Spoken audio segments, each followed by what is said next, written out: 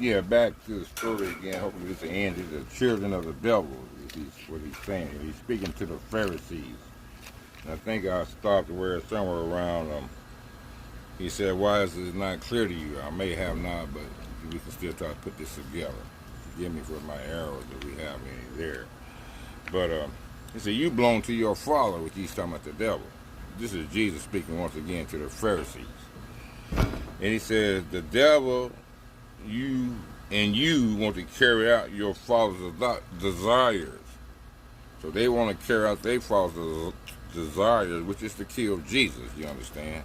That's where he said earlier, if you lift me up, he's going to be lifted up from the cross, then you will know who I am. So he had to die for people to know who he was, you understand? Well, for some people anyway. And so he said, you want to carry out your father's desire.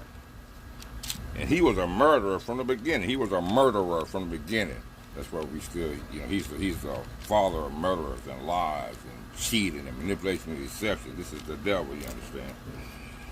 And not holding to the truth. This guy was not holding to the truth, for there is no truth in him. There is no truth in the devil. When he lies, he speaks the native language, for he is a liar and a father of lies. Yeah, because I tell the truth, you do not believe me. This is Jesus speaking to the Pharisees. Can any of you prove my guilty of sins? If I'm telling the truth, why don't you believe me? He asked them a question. He goes on, though. He who belongs to God hears what God says. He who belongs to God hears what God says. And the reason you do not hear is that you do not belong to God. He talked to the Pharisees at this time. And we can fit in that category if we don't belong to God.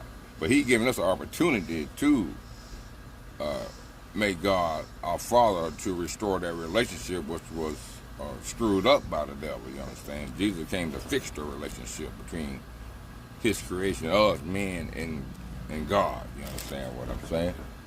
And the scripture I'm going to leave with you guys, and I'm going to end it here, is Philippians 2:12. You can read the whole thing if you want to, talking about the salvation. Work out your own salvation in fear and trembling. 1 Peter 4:8, love's covered a multitude of sin.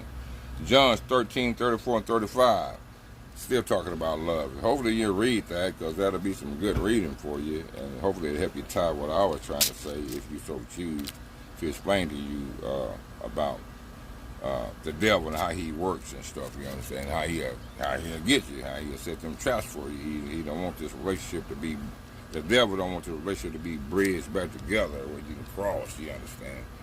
He don't want you to cross over it.